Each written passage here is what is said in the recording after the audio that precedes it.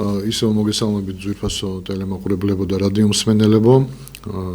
კრიტიკული აზრი მეორე ნაწილით გიბრუნდებათ. მე მივესალმები იმ მაყურებელს, რომელიც ეხლა შემოგვიერთდა და სანამ გავაგრძელებთ გადაცემას, მინდა გითხრათ, რომ ტექნიკური ხარვეზი გვაქვს. რატომღაც თქვენ გვიყურებთ, გვისმენთ, მაგრამ დარეკვის მხრივ მარტო რატომღაც მაგთიდან შემოდის ზარი, ანუ ჯეოსელით ვერ გვირეკავთ. ხარვეზია ჩვენთან თუ ხარვეზია სილკნეტში, რომლითაც ჩვენ ვსარგებლობთ, ვერ გეტყვით ზუსტად, ანუ ჩვენ ვერ დავადგინეთ ჯერჯერობით და აქედან გამომდინარე ასეთი პრობლემა შეგვემთხვა. თუ ეს ტექნიკური ხარვეზი არ გამოსწორდა გადაცემის მანძილზე, მსვლელობის მანძილზე, მესამ ნაწილს უბრალოდ აზრი დაეკარგება, იმიტომ რომ ჩვენ თუ თქვენთან არ გვექნება კომუნიკაცია, უბრალოდ ჩვენ ხო არ ვისაუბრებთ, ჩვენ სათქმელს ისედაც გეტყვით. ამიტომ თუ გამოსწორდა ეს ხარვეზი, მაშინ ჩვენ მესამე ნაწილით ასევე შემოვალთ ეთერში. კეთილი, გიორგი ხაზია. გიორგი, გამარჯობა. შენ მოგესალმებით. ხო, როგორ ახარ? ხო ხარ კარგად? მე ახლა შენ მოისმინე ხო რაც თქვი, ანუ ხარვეზი რო აქ. კი, ხარვეზი კი ვისმენდი. აქედან გამომდინარე მესამე ნაწილი იქნება თუ გამოსწორდება, გადაცემის მსვლელობის პერიოდში თუ გამოსწორდა, შემოხვალ მესამე ნაწილშიც თუ არა და ორი ნაწილით. დავამთავრეთ ორ ნაწილი. კი ბატონო. კეთილი. კარგით, გავაგრძელოთ გადაცემა. ჩვენ პირველ ნაწილში გიორგი ვისაუბრეთ, ჩვენ შევეხეთ გადასახადებს, ჩვენ შევეხეთ არაბულ, ასე ვთქვათ, არაბების შემოსვლას საქართველოში, ოფიციალურ შემოსვლას საქართველოში, ოფიციალურს გულისხმობთ, რომ უკვე აღარ იპყრობენ ქვეყანას, გაიგეს, რომ სისხლით არაფერი გამოსდით და ყიდულობენ.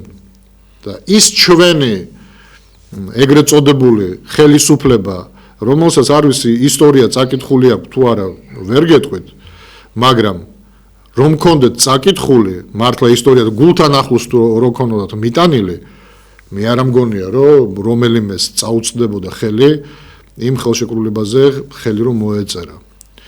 აქედან გამომდინარე, ცოტა რთულია იმაზე საუბარი, თუ ზოგადად რას აკეთებენ თვითონ თუ ესმით. იმიტომ რომ გოჩამ ისაუბრა წინა გადაცემაში, რომ ხელისუფლება, რომელიც მხოლოდ ფულის კეთებაზე არის ორიენტირებული, საბოლოო ჯამში წავა გასაგებია, მაგრამ წავასად იქ სადაც მისთვის საუკეთესო პირობები იქნება, იმიტომ რომ იმდენი ფული ექნება, რომ ნებისმიერ ქვეყანას, რომელსაც შეარჩევს, ჩავა იქ და იქნება კომფორტულად. თუმცა ევროპული სახელმწიფოები დღეს, ხო, ანუ ევროპა ფაქტიურად ჩაკეტილი აქვს. ალბათ ამერიკის ანუ ყოველ შემთხვევაში ჩრდილოეთ ამერიკა ალბათ ჩაკეტილი ექნება. რჩება რა სამხრეთ ამერიკა, რჩება რუსეთი, რჩება არაბეთი, აზიის ქვეყნები. თუმცა მე ვფიქრობ, როცა შენ ძალიან დიდ ქონებას ფლობ, ანუ დიდ ფულს ფლობ, ამ ქვეყნებშიც შეიძლება ძალიან კომფორტულად გააგრძელო ცხოვრება ოჯახთან ერთად. რასაც ვერ იტყვი იმ ქართველებზე, რომლებიც დარჩებიან აქ საქართველოში, იმ ჩვენს მომავალთაობას გულისხმობ და იქნებიან უმცირესობაში სხვა ერებთან შედარებით. ვინაიდან დღეს ამ პოლიტიკას ეწევა დღევანდელი ხელისუფლება. სამწუხაროა გიორგი, რასაც აკეთებენ ელემენტარულად, აი ყველა ზღვარს გადავიდნენ, ყველაფერსო თავი დაანებო დემოგრაფიულ ექსპანსიასაც რო თავი დავანებოთ და დაუშვათ და არ მოხდა დემოგრაფიული ეს ექსპანსია და ყველა ბინა ის იყიდა ქართველმა. ეს არის უნიკალური ტყე-პარკი, უნიკალური მე 2-3 დღეა ვეძებდი, რაც აზეც ხელი მიმიწვდა და ვნახე, რომ ეს არის უნიკალური მიკროკლიმატის, რა ქვია, კრძანის ნაკრძალი, რომელსაც ამათმა 2018 წელს შეუწყვიტეს ნაკრძალის სტატუსი და იქვე ჩანდა, რომ ამას გასაყიდად გამოიტანა. ელემენტარული შენს და გოჩამაც იცით და ჩვენ მაყურებელს ვაუხსნათ თბილისში რომ რაღაცა ლიცენზია აიღო მშენებლობის და იქ გააკეთო აზომვები თავისი გერგე ასე შემდეგ და ასე შემდეგ ყველაზე ცოტა 1 წელიწად ნახევარი გჭირდება იმისათვის რომ შენ ამის უფლება მიიღო და რატომ კანონში მე ეს კანონის ვნახე შავი თეთრზე წერია რომ აი თუ გაფუჭებული არ არის ხე ანუ ნარგავებიდან ყველაზე ცოტა 3 მეტრის დაშორებით უნდა იყოს აშენებული შენობა წინააღმდეგ შემთხვევაში შენ იმას რა ქვია მშენებლობის უფლებას არ მოგცემ ამათმა ეს ყველაფერი ამ კანონი თავზე გადააგვახიეს თავის თავზე გადაიხიეს და ეს ტყე პარკი ადგენდა გადაცეს ახლა წარმოიდგინე იქ მშენებლობისთვის რა მოხდება მიკროკლიმატის გაჩანაგება კი არა აი ყველაფრის გაჩანაგება ანუ ჩვენი ესე ვთქვათ თბილისის გვერდით რაღაცა ოდნავი ფილტვები მაინც აგვაქვს ეს რა ქვია ტყის სახით მწვანე ფილტვები და იმასაც ანადგურებ. აი ყველაფერს თავი დავანებოდა ელემენტარულად ეკოლოგიის მე რა ქვია თვალით შევხედოთ ამ ყველაფერს.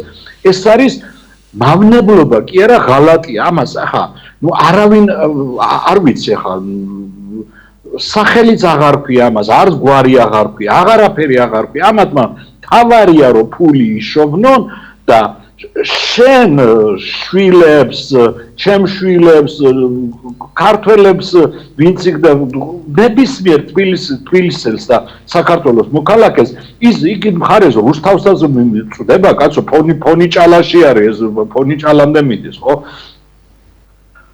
ფაქტიურად გვაცლიან ყველაფერს და მე ნახე შენ ავადმყოფობების აფეთქება და მე ნახე შენ საშინელება და უბედურება აი კიდევ ვამბობ დემოგრაფიულ ექსპანსიას და დემოგრაფიული სურათის შეცვლასაც რო თავი დავანებოთ, აი პრობლემა ამაშიც არსებობს და ვინმე ამაზე ლაპარაკობს. გიორგი, მე თუ მკითხავ, ჩვენ არაფერს არ უნდა დავანებოთ თავი. ყველა ის საშიშროება, რომელიც ჩვენ გველოდება მომავალში, ეს ამ საშიშროებაზე ჩვენ უნდა ვისაუბროთ ამ საფრთხეებზე.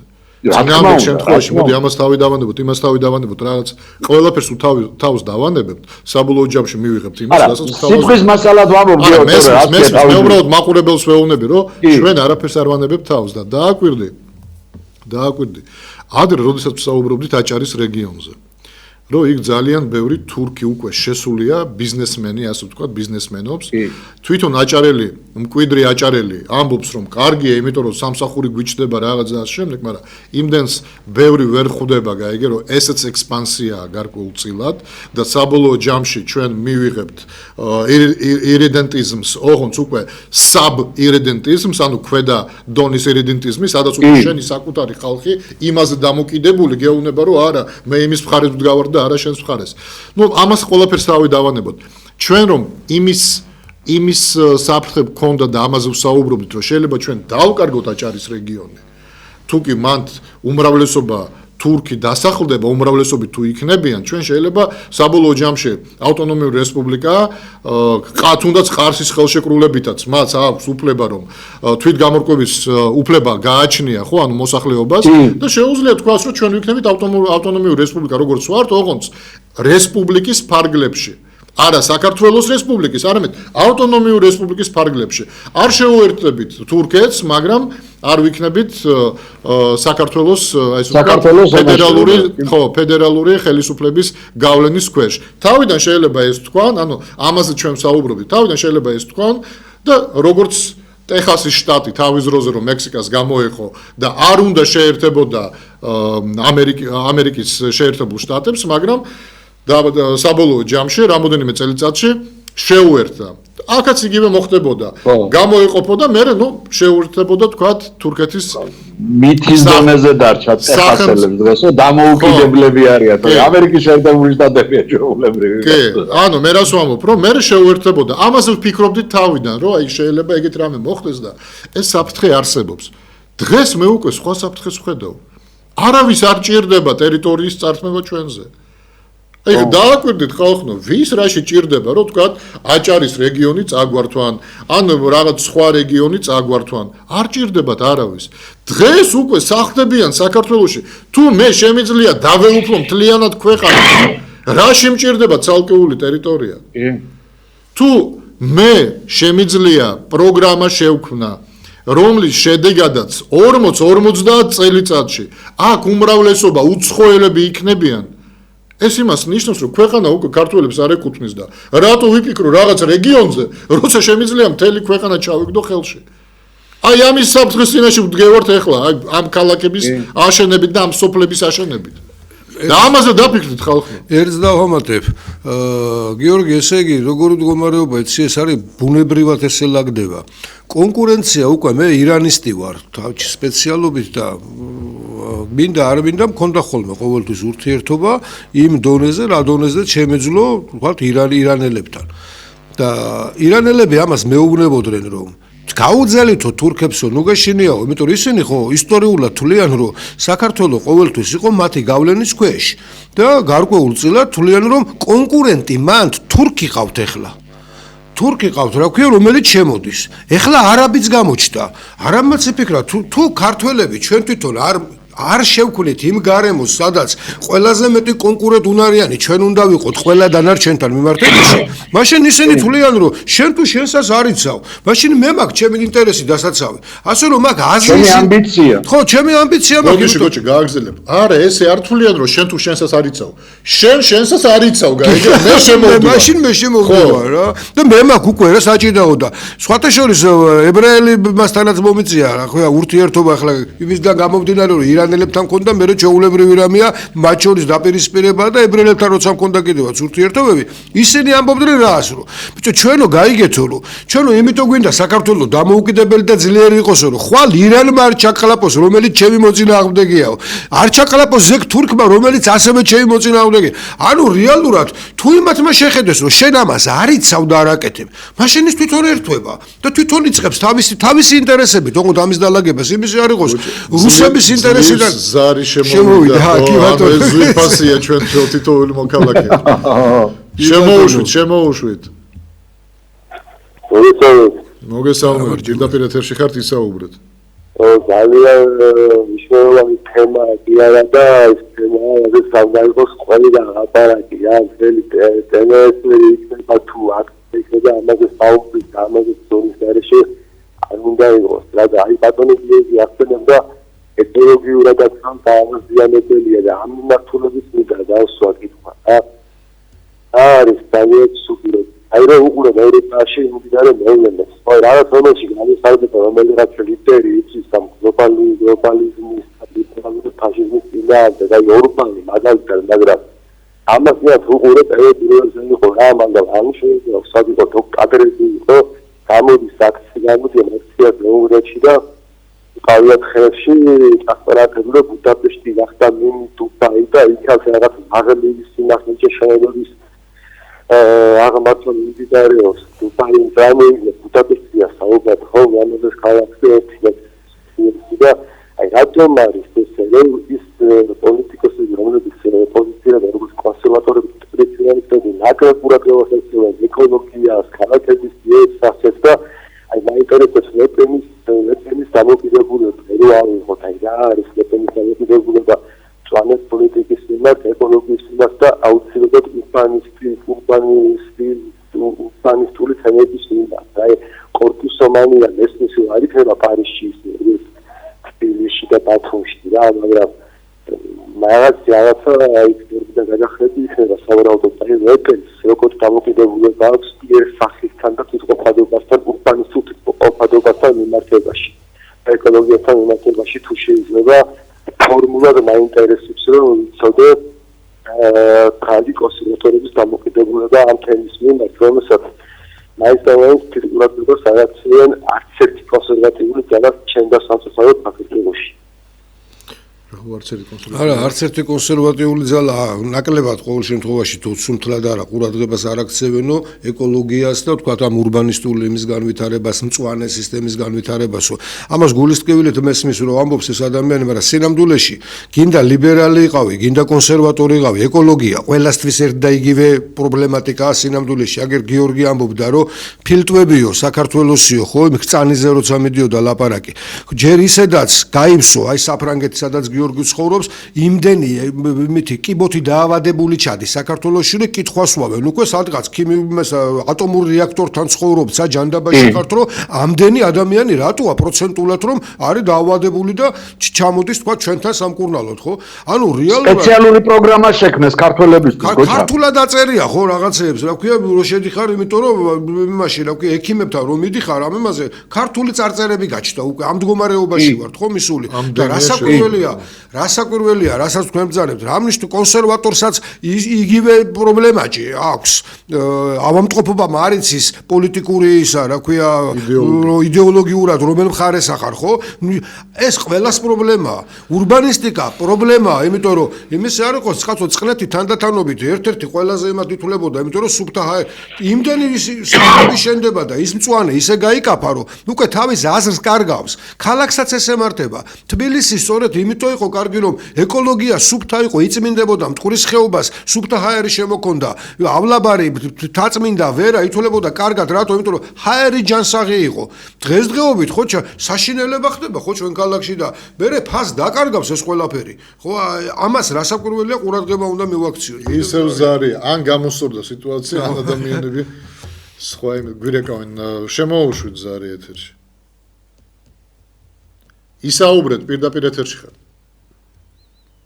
გაითიშა.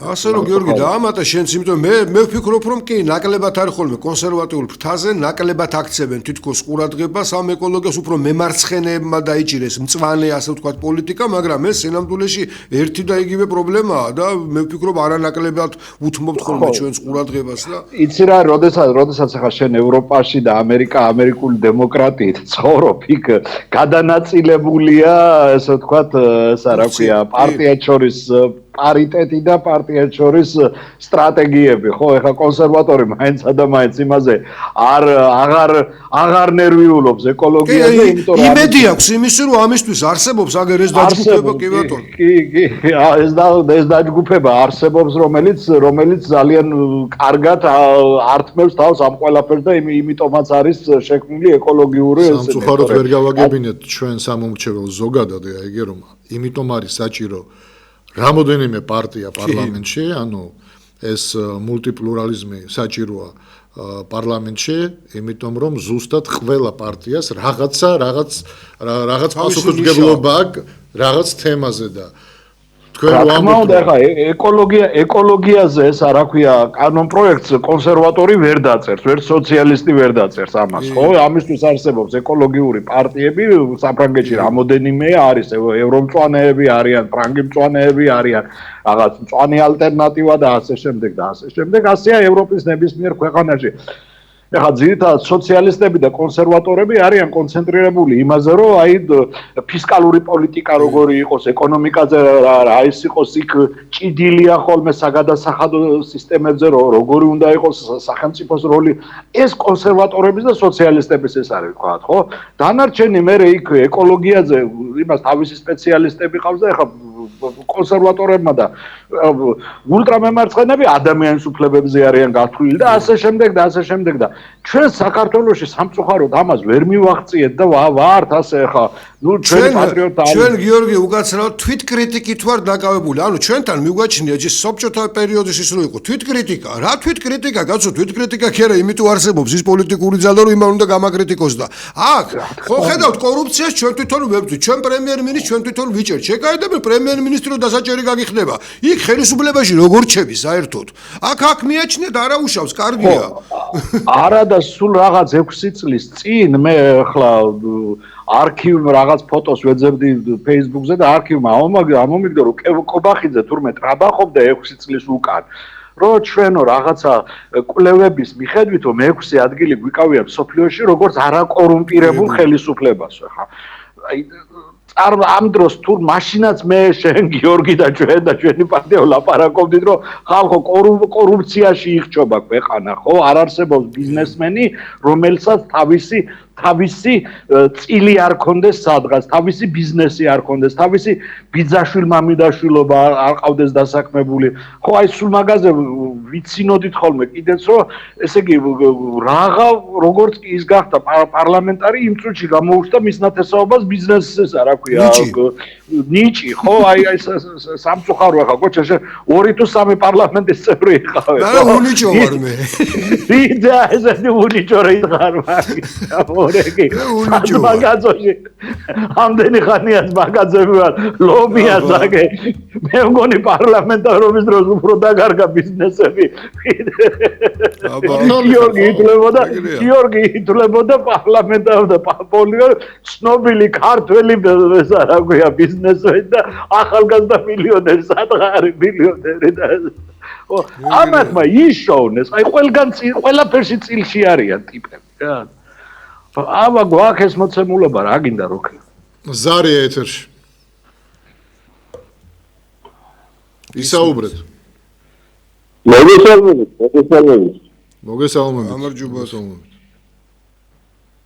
ხალხო რატო მეეთის არ არის რომ ამჟამად დაიმე ქარხანა ფაბრიკა წარმოება სოფლის მეურნეობა გაახმაროთ ამ კორპუსებს აშენებდა შემოდის უცხოელები ამას მთელი ქვეყანა უწევს ხელს ერთი ადამიანი არ ლაპარაკობს რომ აშენდეს წარმოება ქართველი უნდა იყოს რომ ხალხი გავოს თელში ფაჭაბური და ქუჩაში გიდეს და მამაკაცი კიდე ვიღოს დაგაგებელი და მოსამსახურე განათლება არა უკვე დაიყვანეს ბოლოსკენ ხალხი აღარ არის დამრევლება აღარ არის და კიდევ ესენი გინდა კიდევ იმისი განადგურება თელი აჭალეთის და კაფეთის სავსე არის უცხოელებით საზღვარი ხომ უნდა ხონდეს და ვიღაცა ხომ უნდა იქნაოს რომ აი მიხვდები საქართველოს მიდის ავით მაშინ იყო კანონის ამოიღეს ოფშორების კანონი და შემოაპარეს კანონი და დასახადები არ იყოს ეხლა იცენ რევოლუცია და ომია და სინამდვილეში შემოაპარეს არაბები უნდა მიხვდა უნდა გავერკო საქართველოს 80 მოხუცი გელაპარაკები ხდება უგურე და არაფერი შეიძლება ერთი აგური არის და რომ რაღაცა გაგეხდეს აშენებენ დაანგრიეს ქვეყანა საზღვარი რა მიზერია გამიმართლებს მიყავდეს ხალხი ეს უცხოელები ზემირაგები ეთილერება ჩამოდგა და დაგვიდნენ გერგით ხო რაღაცა ეცემა ავაჩენებს ის მეუბნება გავაკეთებ ქალაქავებთ და რა არის საქართველოს უმდიდრესი ქვეყანა ერთ წელიწადში ფერზე გამიგები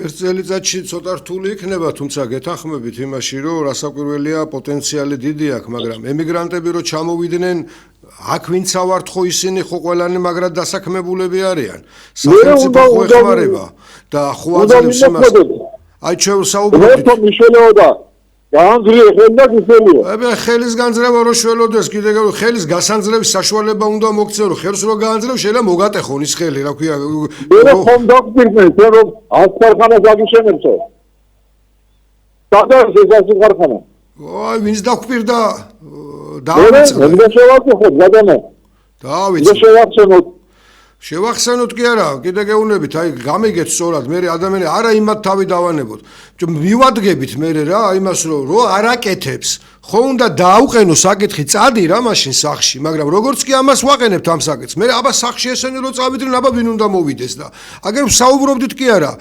გიორგისაც ვეუბნებოდეთ წინა გადაცემად უნახეთ. საფრანგეთის ნახვა და ფრანგების ნახვა თუ გინდა, სოფელში უნდა შეხვიდე და იქ ნახავთ ყველაზე მდიდარ ფრანგებს, იქ ნახავთ რამდენ ფრანგებს. გერმანიაშიც ესეა, საქართველოში შედით სოფელში და რას ნახავთ? სადღაა საქართველო? ხო, ამას საუბრობდით გადასახაძებზე, ახლა მიწის გადასახადი. მესმის რომ ადამიანს მიწა რო აქ ის უნდა დაამუშავოს, რაღაცა უნდა გააკეთოს და მაგრამ ამას ხელი თუ არ შეგიწყო სახელმწიფომ, ცოტა ხანში იმ მიწასაც უკვე გაყიდვას დაიწყებს ფიქს, იმიტომ რომ გადასახადს ეუნებიან კაცს, რომელსაც შემოსავალი არ აქვს და მიწა აქ ეუნები ფული უნდა გადაიხადო. გაყიდის რა იმას და მიყიდეს ვინმე სხვას, ახლა ისიც უჭირს აგრძალეთ იმ კანონებით იმითი პირდაპირ ვერ ყიდიან, ანუ პირდაპირ საქართველოს მოსახლეობა რომ ვიღაცა არაბს მიყიდოს, ამას ვერ ახერხებს, მაგრამ სახელმწიფო ახერხებს ამას მშვენივრად. და აგერ ამაზე ვლაპარაკობთ, რომ გწანისზეა ხალხო ლაპარაკი, სახელი გწანისი რა ასოცირებას ბადებს ხო თქვენში? სახელი რუსთაველი რა ასოცირებას ბადებს? რუსთაველის გამზირზე, რუსთაველის თეატრს რომ გაყიდი და იმ არაბის მიყიდი, რომელმაც გწანისი იყიდა. აქ ხო უკვე ყველაფერი ჩანს, აი იმიტომ ამბობდით კიდევაც, აი თუ უსმენდით წინა იმას, რომ ამ სიმბოლოებზეა რუსთაველი რომ გაყიდე უკეთესი რა იყიდე, გწანისი რომ გაყიდე უკეთესი რა იყიდე, რა გააკეთე. აღმაშენებელზე რომ აღმაშენებელი გავსე, კაცო, აღმაშენებელზე მართლაც საოცარი რამეა. იმას ვლაპარაკობდით, რომ აგერო ამის არის აგვიგრძალესო, თურქეთსო ძალიან ეწყინაო, რომ თქვენ ხალხო კიდე გეუნებით, თავი დაანებეთ ვის რა ეწყინა, ეგეც გაზვიადებული იყო, რა ქვია, ფორმა ისიც ხელისუფლებებს აწყობს ხოლმე და მსგავს სიტუაციას წევენ ხოლმე. სინამდვილეში ხო რომ ამას რო გვატყვილებენ, ხო უნდა მივხვდეთ არა? გვატყვილებენ იმას, რომ თურმე უსამშობლოებს ეძახიან, იქ პატარა გოგობიჭები რო გამოდიან. უსამშობლოები არა, უსამშობლო წანის რომ გაყიდის, უსამშობლო აქ კაცო იმას. კინო რუსთაველს რომ გაყიდის, სამშობლო აქ იმას, ვინც ეს გააკეთა, ერთი წუთით მაინც დაფიქრებულა, რომ ხვალ რო კითხავს ალბათ, შვილი რო კითხავს ეთქვის, შვილო ბარსელონაში ცხოვრობ, კარგად გაკ მოწყობილი. ხო და აი კინო რუსთაველი რო გავყიდე, იმიტომ გაქვს ეს სახლიო და ალბათ ამითი გააჩერებს რა. მაგრამ დანარჩენებმაც ხო უნდა ამოვიყოთ ხომ იმ ჩვენ შვილებს რა უნდა უთხრათ, რო გვეტყვიან რას აკეთებდით თქვენო? ხუთ გარეთ გავიდეთ და ვეჭხუბოთ, არა ბატონო, ეგ როგორ შეიძლება? აბა ხელს უწყობ იმას, კაცო, რა ქვია, ნაცმოძრაობის მოყვანა გინდა უკან? ქუჩაში ხარ უნდა დადგე, არ უნდა იმას აქ და რა ქვია, დაუწყო ამათ გინება თურმე. თუ როგორ შეიძლება? ესენი ხო პატიოსანი ხალხია. ბიჭო, კიდე განო შეიძლება შინაგანად არ ვიცი ვის რა პატიოსნება აქვს და ვის თავში რა ტრიალებს. ფაქტს რასაც ხედავ, იმაზე ვლაპარაკობ და ფაქტს ხედავ ამას ყველაფერს. ის კი არა მომავალში რა იქნება, რაც უკვე მოხდა ამაზეა ლაპარაკი. ხელშეკრულება დადებული კინო რუსთაველი უკვე გაყიდულია. ეს უკვე ფაქტია, შემდგარი ფაქტია და უკვე ტრაბახი მიდის რომ 7 მილიარდი რო შემოვა და საწავა ეს ფული. სოფელს მოხმარდება ეს ფული? რას მოხმარდება ეს ფული? ან მე რა დგინდა? იმისი არ იყოს კიდე ეს რო გავყიდე, აი ეს ხომ გაგიკეთეთ. და ამას რა დააბრუნებს რამე ამ შეცვლილ სიტუაციას? აგერ კიდევ თავი დავანებოთ დემოგრაფიასო. ხო, ამას სიტყვის მასალად რას ქვია თავი დავანებოთ ერთ-ერთი მთავარია, მაგრამ გაიგუდება ეს ქალაქი, კაცო. გაიგო ამდენი იმით ჯერ ისედაც შეხედეთ რა მდგომარეობაა. ხო ეს საშინელი საცობები როცა თბილისში ცხოვრება რო არ ღირს, ამას ხო ატყობთ ყველა ადამიანი. ხედავთ რომ უკვე საშინელება გახდა. აქ გადაადგილების პრობლემაა. რაღაცა საქმეზე რომ მიდიხარ, 2 საათი ადრე უნდა გახვიდე რომ სადღაც მიაღწიო იმ ადგილს, სადაც მიდიხარ, ხო? და სას უსუნთქავთ, სად ვართ, სად ცხოვრობთ? და ამასაც თავზე გვამხობენ კიდე გეუბნებით ამ გადასახადებით, რომელიც უსამართლოთაა, თორე აგერ გიორგი ამბობდა და მეორე გიორგის დამეთანხმება. ყველა სახელმწიფო კაცო ესე შენდება გადასახადებით არის რასაკვირველია. მაგრამ გავიხსენეთ რიშელია როცა ეუბნებოდა ლუდოვიკოს რომ ჩვენ უკვე კი აღარ ვკრიჭავთ ამ ჩვენ ცხვრებსო კაცო, რომელიც მოსახლეობა თუ ცხوارია და წყემსი ვარ, უკვე ვატყავებთ, უკვე ტყავს ვაძრობთ, უკვე გასაკრეჭი აღარ დარჩაო. აღარ დარჩა გასაკრეჭი კაცო. და თან ერთ და იგივე იმით უდგებით საზომით. 20% აქვს საშემოსავლო გადასახადი ყველას, ვისაც ხელფასი 500 ლარი აქვს და ვისაც 50,000 აქვს. ერთ და იგივე აქვს შემოსავალი, შესამოსავლო ერთი აქვს.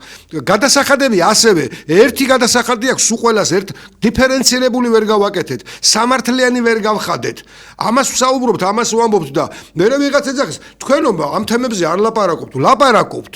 საუბრობთ, გეხვეწებით რომ ერთმანეთს ვესაუბრობთ. Facebook-ზე რო შედიხართ, იქაც ამოწეთ, არ შეიძლება ბრმად ოცნების ხარდაჭერა, მხოლოდ იმიტომ რომ გეშინია არ მოვიდეს თურმე მიხეილ სააკაშვილი. არავის ხარდაჭერა არ შეიძლება, რა ქვია ბრმად. მარტო ოცნებაზე ხო არ არის აქ ლაპარაკი, როცა ეხლა კოჩა შენ ამბობდი რომ ამას გაყიდიან, იმას გააკეთებენ. რას გაყიდიან? 13 წელი იმაშია იმ დროს კითხულობდი, წინა გადაცემაში ვლაპარაკობდი ზუსტად ამაზე, თურმე ხაშურში წყლის პრობლემას 24 საათიანი რომ მომარაგება კონდეს საფრანგეთის საელჩო აკეთებს. სირცხვილია ეს ყველაფერი. ჩვენ ვამბობთ რომ ჩვენი ეკონომიკა გაიზარდა თან ორნიშნა ზრდა აქვს ჩვენს ეკონომიკას. და ამ დროს ჩვენ ვთხოვთ ვიღაცას რომ დაგვეხმაროს რაღაც წყლის პრობლემა მოვაგვაროთ რომელიმე რაიონში. და ქვეყანაში წყალს რომ მიაქვს, კაცო მართლა ყველაფერი.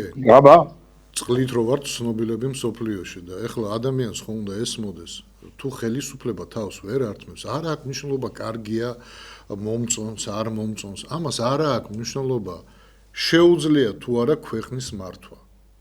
ანუ ამას არ ქვია ქვეყნის მართვა, როცა შენ ყველას იჭერ, როცა შენ პარტიებს გრძალავ, რომელიც შენ არ მოგწონს ან რაღაც, როცა შენ უპირისპირდები ახალგაზრდობას და ამბობ, რომ არა ესენი ნაცმოძრაობის წევრები არიან, ამას არ ქვია მართვა. ამას ქვია ბრძოლა. ეგ სხვა თემაა. ვის ებრძვი კიდე ცალკე სალაპარაკო. მართვა 13 წელია ბრძოლაში ვარ, კაცო, არ დამთავრდა ეს ბრძოლა. მართვა არის ის, რომ ადამიანმა იგრძნოს, რომ პენსიები მაგალითად, პენსიონერს აქვს რაღაც ღირსეული პენსია. ის ართulis რომ არის მათხოვარი და არ ელოდება როდის ჩაერიცხება პენსია, იმიტომ რომ ჯერ ვალია გასასტუმრებელი და მე ის რაც დარჩება, უნდა გაწეროს მთელ თვეზე. ამაზე არ ფიქრობს პენსიონერი. სოციალურად დაუცველი ფენა, როდესაც საუბრობენ, რომ აი ჩვენ სოციალურად დაუცველს რაღაც ვეხმარებით, რატო ეხმარები სოციალურად დაუცველს? აი გეკითხები, რატო ხარჯავ სოციალურად დაუცველზე ფულს? ისე გააკეთე, რომ სოციალურად დაუცველი არ იყოს ამ ქვეყანაში. მცირე ბიზნესი განავითარე, რასაც ჩვენ ვამბობთ ხოლმე, რომ ოჯახები დავასაქმოთ და არ გეყოლება სოციალურად დაუცველი. არა, გაწყობს, რომ 500,000-ზე მეტი სოციალურად დაუცველი ყავდეს. გაწყობს. იმიტომ რომ შენზეა დამოკიდებულები. იმიტომ რომ ფულს აიღებენ არჩევნების დროს. აბა რა უნდა ქნას, მაგალითად მრავალშვილიანმა სოციალურად დაუცველმა ქალბატონმა ვთქვათ. ბელგიაში სადღაც 1000 ევრომდე არის სოციალური დახმარება, ხა ზუსტად არ ვიცი რამდენი, მაგრამ ყველაზე ნაკლები სოციალურ დახმარებაზე მჯდომი ადამიანია ბელგიაში. საქართველოში 300 ლარია, ხო რაღაცა თუ მაგდენიც არ არის. ყველაზე მეტი სოციალურად დაუცველზე? ხო, სოციალურად მანდ მე რაღაც კულებით გრადაციებია, ხო. კულებით უმატებენ რაღაც ლარები. აი ტელევიზორი თუ გაქვს უკვე შეიძლება სოციალურად დაუცველიც არ იყო. ტელევიზორი კი არა, მაცივარი არ უნდა გქონდეს, იმიტომ რომ შენ თუ ტელევიზორი მაცივარი, საშინელი დღეა. რადგან შორს რატო მივდივართ, კაცო? აგერ ხო დარეკა ადამიანმა სოციალურ დაუცველმა კულები მოუხსნეს, იმიტომ რომ პარკეტი ქონდა სახში. პარკეტი ქონდა, ამისთვისო კულებიო დამიწიესო. ეხლა შენ წარმოიდგინე, რომ ადამიანს მაცივარი თუ აქვს, ტელევიზორი თუ აქვს და რაღაცა, ესე იგი სოციალურად დაუცველი ვერ იქნება, ვინაიდან მას ხო კომუნალურების გადახდის დროს ელექტროენერგიის გადახდა უწევს და რატო უნდა დახარჯოს სოციალურად დაუცველმა ეს ფული კომუნალურებზე, როცა თუ არ ექნება მაცივარი და ტელევიზორი, ის ამ ფულს ვთქვათ მოახმარს შვილებს ან თავის თავს. აი ამ ლოგიკით როგორ უნდა ააშენო ქვეყანა ამიხსენით? აი მარტო რაც გიორგიმ ჩამოთვალა საკმარისი იქნება რომ ხელისუფლება გაუშვა და უთხრა წადი რა, არ შეგძლებია მართვა. აი მარტო ეს არის საკმარისი. ეს ამდენი არ ვიცოდი, იმიტომ რომ ჩვენთან სოციალურად დაუცველები ვინც არიან, ხანდახან ჩემზე უკეთეს მანქანადადიან ხოლმე მაშინ რა ქვია. მანქანა გაწურე შენ მანქანა საერთოდ არ ახსენო. და თან რა უყური რა მომენტია, უყური დააკვირდე. მაგალითად, სოციალურად დაუცველი ოჯახი. და მე მას ვაჩუქე, კი არ იყიდა, ვაჩუქე ტელევიზორი. თუ დაიტოვა, მას მოეხსნება კულები. აი წარმოიდგინე, ჩუქებაც არ შემიძლია. ყოველდღე სოციალურად დაუცველს, რა ქვია, 2-3 კილო ხორცი მე რო ვუყიდო, და რო შეამოწმონ რომ სოსისია ხორცი რაღაცა მას მოუხსნიან სოციალურ დაუცველი სტატუსი. საშინელი მდგომარეობა, საშინელი. არა, ეს არის მონათმფლობელობა. მონებს არ უკეთებდნენ ესეთ რაღაცას, რასაც ეხა მე ვისმენ, იმიტომ რომ მე ნამდვილად არ ვიცოდი ესეთი მდგომარეობა თუ იყო, იმიტომ რომ ასეთი რამე არსად არ გამიგია და არსად არ წამიგია. 21 საუკუნეში რო ასეთი საკანონმდებლო იმაში გაქვს, კაცო, ეს ჩამოწერილი და გაკეთებული და კანონშია ეს ასახული, ეს საშინელება, ხო, სადვარდ. იმე რა გეკვირს აგერ პარტიები, პირდაპირ ამბობს, რომ ეს პარტიები იმის გამო, რომ ჯერ საშიშროებას არ მიხსნიან, ამიტომ არ გძალავ, მაგრამ თუ ესენი შემექმნიან საშიშროებას და დავინახავ, რომ შეიძლება ალტერნატივა იყოს ჩემი, მაშინ ავდგები და ავგძალავ. ასეთ რამეს პირდაპირ წერენ, ასეთ რაღაცას არც ხმამაღლა არ ამბობენ ადამიანები ხოლმე და გიცხოვრია საბჭოთა კავშირშიც კი იქაც ასე პირდაპირ არ ამბობდნენ, ალამაზებდნენ მაინც ამ ყველაფერს და აქ ნუ ჩვენთან არ ვიცი. ადამიანებს კიდე გეუბნები, მე არ ვიცი როგორ უნდა ველაპარაკოთ. აი ხანდახან ვფიქრობ ხოლმე, აი გადაცემაში რომ მოვდივარ. კი, მაგრამ მეთქი ამ ლაპარაკს აზრი აქვს. იმიტომ რომ ადამიანები ამ ყველაფერს ისმენენ და ამის მერე რომ ჩვეულებრივად აგრძელებენ ცხოვრებასაც და კიდე მხარდაჭერას, იმისი რომ თურმე რას ლაპარაკობ, ვიღაცას ჯობია, რომელ ჯობზეა ლაპარაკი კაცო? რა დროს ჯობნაზეა ლაპარაკი? შევხედოთ რა მდგომარეობაში ვართ მართლა, ხო? არ ვიცი, საგარეო იმაზე აღარ ვლაპარაკობ, თორე მართლა მინდოდა ბევრი რაღაც თემა, იმიტომ რომ ჩვენთან ხო როგორ არის? ჩვენთან საქართველოში ნახეთ რა თემებზე ვლაპარაკობ და მე შევხედოთ სოფლიოში რაზე ლაპარაკობენ. და იქ რა თემებია? ხო, ქვეყანაზე სოფლიოში რა უნდა იყოს? უნდა თუ არ უნდა ყველანი დემოკრატია მოიტანა ეს ფორმა, რომ დემოკრატია ნიშნავს იმას, რომ შენ დამოკიდებული ხარ ხალხის ხმაზე და ჩერჩილი წერდა, რომ მეორე მსოფლიო ომის კაი წიგნი აქვს, სხვათა შორის დაწერილი და იქ ამბობს ერთ-ერთი მთავარი პოსტულატი რა არის, რომ დემოკრატიამ გაამკაცრა ომიო. იმიტომ რომ შენ ადვილად დადებდი ზავს, როდესაც მხოლოდ შენ იყავი მართველი და ხალხის არჩევა არ გჭირდებოდა. მაგრამ როდესაც შენ უკვე ხალხმა უნდა მოქცეს ხმა, შენ იძულებული ხარ, რომ რაღაცეებზე ზავზე ხელი არ მოაწერო, იმიტომ რომ გადაგირჩევენ, ან რატო დაიწყე ეს ომი, რატო წავაგეთ, ამიტომ უფრო მკაცრი გახდა, მსხვერპლი უფრო მეტი შემოვიდაო. ეს მინუსი მოყვა დემოკრატიასო, მაგრამ ამ მინუს პლუსი რა აქვს? ესე იგი, თურმე რაღაცას რომ აკეთებ, ხელისუფალი როცა ხარ, მერე დამოკიდებული ხარ იმ ხალხზე, იმიტომ რომ წყარო ხელისუფლების არის სორეთის ხალხი. ჩვენთან მოსპეს ეს წყარო ხელისუფლების. არჩევნების მიტაცება ამას ნიშნავს, რომ ყველაზე დიდი დანაშაულია ჩადენილი, რაც კი შეიძლება ხელისუფლებამ ჩაიდინოს. აი ტერორია, ჯანდაბა, ხო საშინელებაა, მაგრამ უფრო დიდი დანაშაულია, როცა ხელისუფლებას მიიტაცებ. და თანაც კიდევ ამბობ გიორგი ეძახის, კაი, თქვათ არ მიუტაცებია ბატონო და მართლა მიეცით ხმა. დღევანდელ სიტუაციაში ეგ მაინც კითხავთ, კაცო, მიწას რო ასხვისებს, გადასახადები რო ასეთი ხდება, ის რომ გახჩობთ, ის რომ ხალხი გარბის, ამას მიეცით ხმა? ამაზე უთხარით თანხმობა, კაცო? კითხა ვინმე რომ აი კრწანეს ყიდიო, აი თქვენ რომ მომეცით ხმა, მე ამას ვაკეთებ, ეს კითხა ვინმე? ზოგადად, აი გიორგი, ევროპა ავიღოთ მაგალითად. ევროპა თქვენთან იგზავნება პროგრამები სახში მოზლის ადამიანს, ის მერე კითხულობს და პარტიას თავაზობს კონკრეტულ გეგმას და კონკრეტულ პროგრამას. მომწონს ვაძლევ ხმას, არ მომწონს კითხულობს სხვას და ვირჩევ რა, ანუ არჩევანი მაქვს, ალტერნატივა მაქვს, გასაგებია. იმ პროგრამაში გათვალისწინებული ყველა ის ქმედება, რომელსაც ჩადის პარტია იმის შემდეგ, რაც მოდის ხელისუფლებაში. თუ იქ ისეთი თუ პარტია მიიღებს გადაწყვეტილებას, ისეთი კანონი მიიღოს, ან ისეთი ქმედება ჩაიდინოს, რაც კონკრეტულად პროგრამას არ ეხება, თუ ხალხს არ კითხა, მეორედ ის ხელისუფლებაში ვეღარ დარჩება.